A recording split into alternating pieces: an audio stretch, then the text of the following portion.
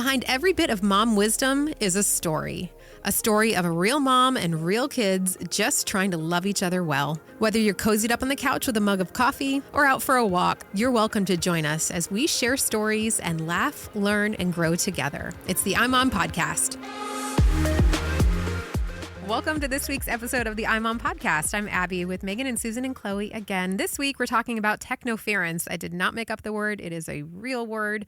It is a fancy word for technology interfering with relationships. And my story this week, every month this year we are doing a different fast. It's part of our New Year's micro resolutions. So we wrapped up in May. We did fasting from the snooze button. We did fasting from Amazon purchases. Ouch. Yep. That would be so hard. Yep. Well, we picked a month where we were going to be on vacation. And so. Cheater. I mean, you're only on vacation. Literally have to physically go to the store? Yes. Can you imagine? It'd be rough for you and Megan in DC. It'd be rough. Yes, No. Exactly. 1 month we did fasting from going out to eat, and that one I really enjoyed. Actually, it was hard, but I liked it. And then 1 month we did a no screens after dinner fast, and that one was really difficult because we would just sit around and be like, okay, so what's everybody want to do? And we didn't all necessarily have a book we wanted to read. We played a lot of board games. Love. If it was just me and my husband, we would just read. But I told myself at the beginning of the month, I'm like, I'm going to clean out drawers and I'm going to do this and I'm going to do that. Not Nope. at night. Nope. I just read or we played a board game pretty much. Yeah. So anyway, but By candlelight, like the good old days. Well, I mean, we used electricity. We just didn't use screens. Yeah. But that's what it sounds like. You can't. There's nothing else to do but read. Yeah. Play a game. Yeah. But it was really eye-opening to see how much we would do Wordle or, scroll TikTok or watch TV or play Minecraft. Not me, but, or do all of those at once, do multiple ones at once. And how we think that sitting around after dinner, that we're connecting, we're spending time together, but we're really not. And so technoference is what I want to talk about this week. And is your family experiencing technoference and maybe you don't even realize it? What I think is pretty interesting too is we like to point the finger at kids and teenagers for being in front of screens all the time, but research and scholars are beginning to recognize the negative effects of parental use of digital devices and how that can affect the parent-child relationship. So now the finger is being pointed at moms and dads for trying to be on devices at the same time as parenting. So my question for you guys, do you have a particular technology that you think is most distracting? Lots of them. One in particular, though, that calls out to you? Oh, I am pretty much always either looking or listening to something. Yeah. Even when I'm folding laundry or doing the dishes. It's constant for me. So pretty bad. I would be a bad offender. But I will say, when I'm with people, I will unplug. I don't hesitate. If I'm visiting with grandchildren or whatever, I don't have a problem setting it aside. Well, that's one of the things that these researchers are talking about. It's the idea of being absent present. Your absent presence is the act of being physically with somebody, but your mind is somewhere else. So, you're at your kid's basketball game at the Y and he scores a winning basket, but you were looking down at your phone, or you're at dinner with your husband and you're scrolling. I don't think I'm affected. I'm not that person. In fact, my kids will say that they call me or whatever, and I never have my phone with me. So if I'm off, I'm off. But I will say I spend a lot of time, and I have to say some of it too is just you want to unplug after working all day. Yeah. You don't want to just have to do stuff. So you just listen to distract while you're doing something else. It makes, like I said, doing the dishes a lot more fun when you're listening to a podcast. Chloe, I remember being a new mom and thinking, I want my baby to see my eyes. So even if if I'm nursing him or whatever, I want him to see my eyes, not my chin because I'm scrolling my phone or whatever. But it is really hard when they can't talk to you for you to not scroll your phone. So do you have any thoughts on how you want to have some self-discipline with your phone around the baby? Oh gosh. I mean, I want to do it. Yeah. That's my thought. I don't know. Even this sounds so stupid, and I hate that I'm at this point. Like, I have to set like timers on my watch sometimes and be like, do not pick up your phone for 30 minutes, because if I can get past 30 minutes, I won't doom scroll. But she's got names for everything. I love sorry, it. yeah. Doom scroll, Finstagram, doom scroll. Because I'm like, really getting up on the language. I'm like, recently I've been trying really hard to put this into practice. I'm trying very hard to not get on my personal social media until 10 a.m. because I will. You're at work at 10 a.m. I'm on our social media. There you go. Thank not you. my social media, because I will get up at 5:30 and open like get a text from someone that's like a TikTok link, and I'll open it at 5:30. Yeah. Like, I don't need to be entertained that early. Yeah. But it's like I do it because I want to like wake up and feel something. Yes. Which is so bad. And I don't want to do that. The month that we didn't hit the snooze button, when it was successful and I'm up at 5:30, whatever, and I found myself going, you did not wake up 20 minutes early to scroll Yes, the internet exactly. in this time. This is not what you Exactly. intended to do at this time. Totally. Yeah. Well, don't worry. You're going to wake up to cries pretty soon. I'll have something to do. But I will say, I think that is a thing now that you can, while you're nursing, look at Instagram instead of singing a lullaby or rocking them or whatever. So what is that doing to the child? I have to wonder. Well, and even like if you're not just scrolling, like ordering something on Amazon or like, I don't know, I feel like because multitasking. Multitasking. Like, I just moved, so I feel like, and we don't have our TV set up, which honestly has been great because every night after work we're like doing stuff for the house. But like, I only had 40 minutes with my husband after work yesterday because I had to go somewhere after work, and I was like doing stuff for the house while talking to him, and I'm like, that was a mistake. Like, I should have just talked to him, and I even like multitasking and being productive. Yeah. Megan, when has Technoference gotten in the way in your house? I got in trouble last night. My friends and I are on like a group text thread, and everyone is like super social and super chatty.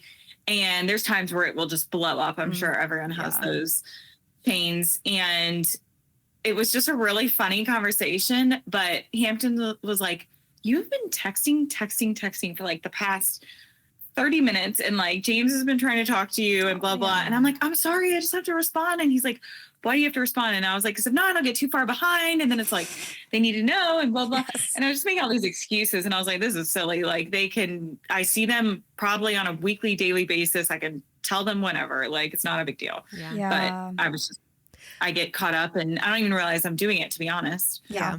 I think that's one of the times that gets me too, is when it's like a group text with a bunch of friends and everything is funny, or it's just a really good conversation and you don't want to not be part of it.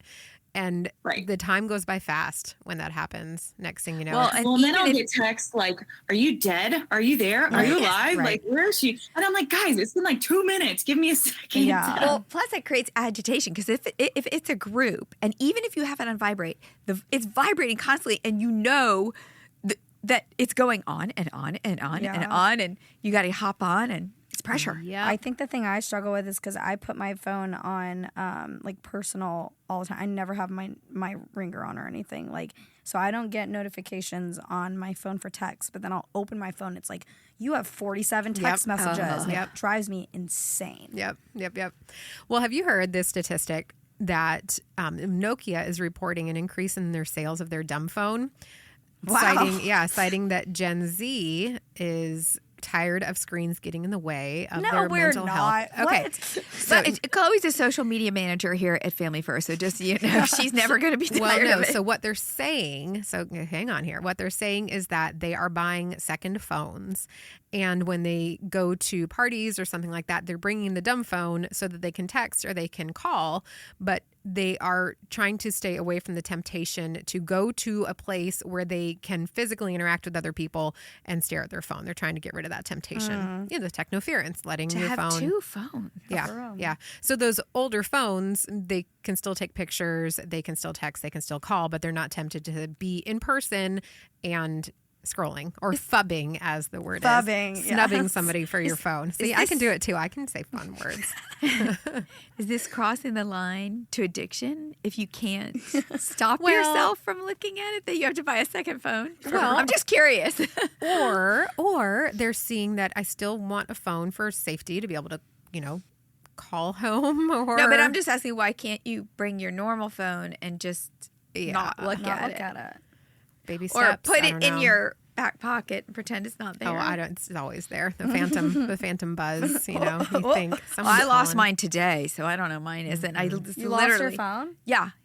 I knew it was somewhere. I had put it behind my monitor on my desk, but Emily had to call me 5 times because it was on silent, of course. And I was like, "Where is the darn phone?"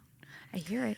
So let's talk about some ways to put technology in its rightful place so that technoference does not affect your family. One of them is, like I said, identifying when you're absent present. So really being mindful, kind of like what you said, Megan. James wanted your attention and you were in the middle of a group text. And so just kind of noticing when you're there but not there is step number one. And Yeah, maybe well, and I had just such a gracious response. I looked at Hampton and I was like, how dare you? This is the first time I've gotten to have a second to myself all day. And then I was like, oh, shoot, this is terrible. Yeah. This is terrible. And I think the act of actually turning your phone off could help with this, because for me, I'm really tempted to just, pick it up and when it lights up to see if I've missed anything. But if you have to actually power it back up, that's an extra hoop you have to jump through to see if there's anybody that wants you. Why are you laughing? My husband loves to turn off his phone. Oh my gosh, Trent is such an old He soul. is such an and old I love soul. it. I I'm love like, it. don't turn it off. Just put it on silent. He's like, well, I don't need it. I just feel like it takes so long to power That's up. what I'm saying. That's what I'm saying. Oh my gosh. Oh It my does. gosh. And Susan, you're a young soul. You're the opposite of the old soul. Okay, another one is identify techno stressors. So I thought this was really interesting. And this is in an iMom article that's coming out, I think today actually, or this week. So techno stressors are these things that stress that wouldn't otherwise have access to you if it weren't for your phone or your computer. So this device has opened a door to stress. Our kids end up sensing it. It adds tension to our homes. For example, getting alerts from coworkers after hours, reading the news, texting with your mother-in-law or something like that. So Oh, great. Turn your mother-in-law off. Yeah. I don't think this is family first. But I mean, Do not well, no, but allowing things their time. So, if reading the news at 5:00 sends your stress through the roof, or looking at the school newsletter at that time sends your stress to the roof because it reminds you of 10 things you have to do. Put that in a separate time. I will say, look, when I see too many friends having vacation on Instagram, it stresses me. Yeah. Not that I don't have great vacations. I do, but I work Yeah. so hard that if it's the end of the day, I just go, oh, I That's a wanna be really good there. point. Yeah. Yep. So that's not really a stressor, but it still makes you feel bad. Yeah. It's triggering an emotion, an unwanted Yeah. emotion. If Yeah. it triggers an emotion and that emotion causes you to be short with your family members, or then yes, that's a technoference. That's good. Another one is understand the power of the interruption. In 2017, an experiment was done. An infant language development expert. They had 2 groups of parents try to teach their 2-year-olds words. The parents in one group were interrupted by a phone call. The other group, they were not. The toddlers in the interrupted group did not learn the words. The other ones did. So basically, they found that these disruptions to the flow of communication have really detrimental effects. Wow. And so realize that the interruption with your 10-year-old has detrimental effects. But then also realize that allowing your child to interrupt you while you're on technology can send them a powerful message of you're more important to me than my phone, and if you are in the middle of something really important, it's okay to say, I'm finishing this work email and then I'll give you my full attention. But if it's not important and they're like, mom, and you're playing Candy Crush. Does anyone play Candy Crush anymore? I don't know, just the first one that came to my mind. You can go, yes, put your phone down, pivot your body toward them, let them realize that they are allowed to let them realize that they're more important to you Yeah. than your phone. That's good. Mm-hmm. I do like to occasionally look at how much time I spend, and yeah. it's so revealing. It's so convicting. Because seriously, I did not spend that much time this week. Yeah. There must have been an app open in the background or something like Yes, that. exactly. Please.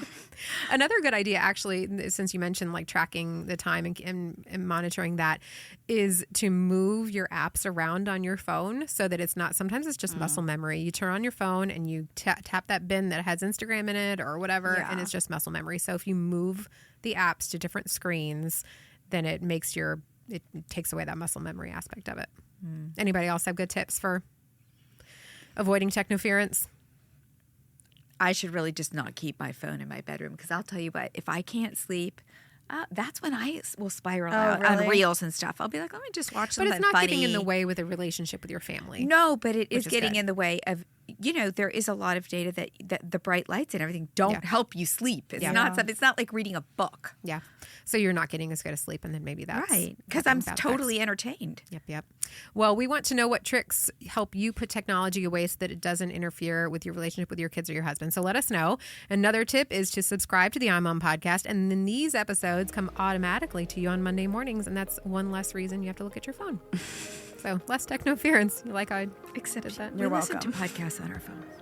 Well, yeah, but now you don't have to download it. It's one less step. Who can live with the silence? Thanks for listening.